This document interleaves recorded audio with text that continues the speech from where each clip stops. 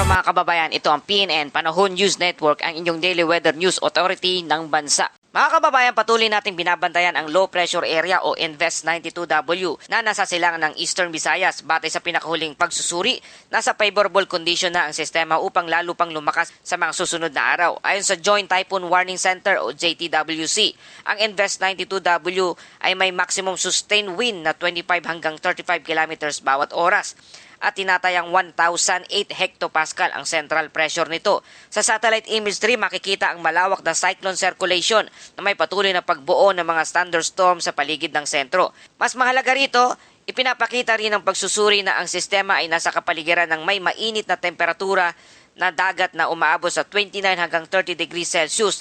Mahina lamang ang vertical wind shear na nasa 5 hanggang 10 knots at may magandang upper level outflow. Ang kombinasyon na ito ay karaniwang nagiging dahilan upang mas maging organisado at lumakas ang isang low pressure area. Batay sa karamihan ng forecast model, inaasahang magpapatuloy ang pagkilos nito pakanluran hanggang kanlurang hilagang kanluran patungo sa direksyon ng Philippine Area of Responsibility. Mga kababayan, kung magpapatuloy ang kasalukuyang forecast at tuloy ang maging isang tropical cyclone bago o pagpasok na ating Philippine Area of Responsibility, ito nga itatawagin nating Bagyong Quiapo, ang ika-11 bagyo ngayong taong 2026 at ika-4 na bagyo naman ngayong buwan ng Hulyo. May posibilidad ding itong lumakas ang Bagyong Quiapo mula sa tropical depression patungong tropical storm at kung mananatiling favorable ang kondisyon ng kapaligiran, maaari pa itong umabot sa severe tropical storm habang nasa Philippine Sea. Sa ngayon, wala pang tiyak na track, ngunit batay sa mga kasalukuyang projection, may 4 na pangunahing senaryo ang patuloy na binabantayan ngayon ng mga weather agency. Ang unang senaryo ay tatawid ito malapit sa Babuyan Island o kaya naman sa Batanes. Ang ikalawang senaryo naman ay lalapit ito o tatawid sa bandang Cagayan.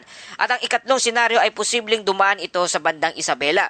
At ang ika-4 na senaryo ay kung mas bababa ang magiging track nito, maaari itong lumapit o tumawid sa Aurora na maaari ring magpalawak ng epekto hanggang sa Bicol region. Mga kababayan, habang papalapit ang sistemang ito, inaasahang magiging mas malinaw ang magiging direksyon nito at ang mga lugar na maaring direktang maapektuhan ng Bagyong Quiapo. Kaya kahit hindi pa tiyak ang magiging landfall nito, maaring maramdaman na ang unang epekto nito ngayong darating na Huwebes kapag nagsimulang hilahin ng sirkulasyon nito ang mas maraming moisture patungo sa silangang bahagi ng bansa.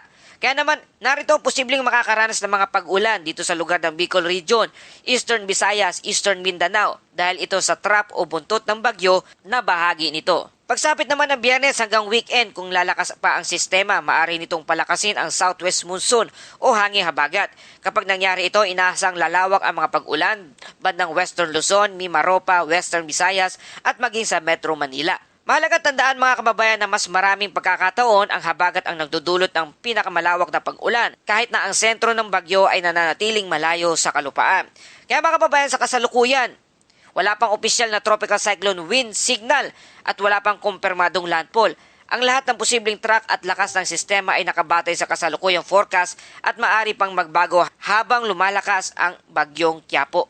Mga kababayan, kung magpapatuloy ang kasalukuyang direksyon at pagpatuloy ang lakas ng binabantayang weather disturbance o Bagyong Quiapo, hindi inaalis ang posibilidad na magtaas ang pag-asa ng tropical cyclone wind signal sa mga susunod na araw. Sa kasalukuyang forecast scenario, ang extreme northern Luzon, partikular ang Batanes at Babuyan Island, ang may pinakamataas na posibilidad na unang makakaranas ng malalakas na hangin habang papalapit ang bagyo. Kung ito ay tuluyang magiging tropical storm bago ang inaasahang pinakamalapit na paglapit nito sa ating bansa, ngayong darating na Biyernes o Sabado, posible ring makaranas ng tropical cyclone wind signal number 1 at sa ilang lugar ng extreme northern Luzon ay maaring umabot hanggang signal number 2 depende sa magiging lakas, laki at eksaktong tatahaking landas ng bagyo. Kung ang direksyon at ang track ay bahagyang bumaba naman mga kababayan patungo sa silangan ng Luzon, hindi rin inaalis ang posibilidad na makapagtaas ng signal number 1 sa ilang bahagi ng Eastern Luzon at maging sa Bicol Region, lalo na kung lalawak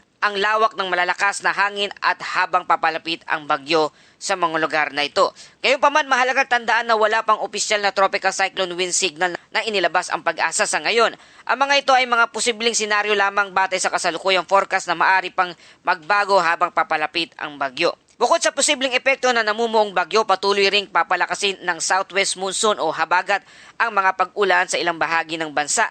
Ngayon hanggang Huwebes ng hapon, July 23, Inaasahan ang 50 hanggang 100 millimeters na buhos ng ulan o moderate hanggang heavy rainfall sa lugar ng Maguindanao del Norte, Sultan Kudarat at Sarangani.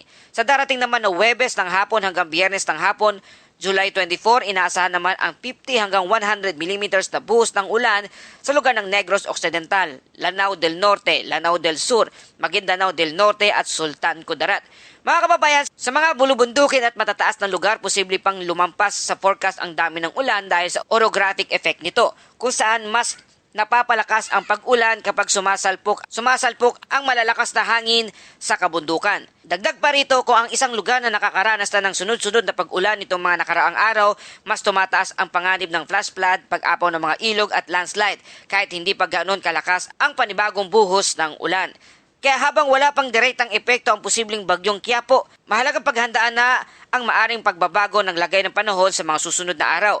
Patuloy natin binabantayan ang magiging pag-unlad o paglakas ng bagyong ito at ang posibleng pagtaas ng tropical cyclone wind signal sa ilang lugar na maaring makaranas ng malalakas na pag-ulan at hangin habang papalapit ang katapusan ng linggo. Manatiling nakatabay sa mga susunod nating weather updates para sa pinakabagong impormasyon. At yan po ating update sa panahon sa araw na ito. Kung nakatulong sa inyo ang balitang ito, please like, share, and subscribe. Salamat sa suporta. Ito ang PNN, Panahon News Network, ang inyong daily weather news authority ng bansa. Muli hanggang sa susunod na ulat, panahon.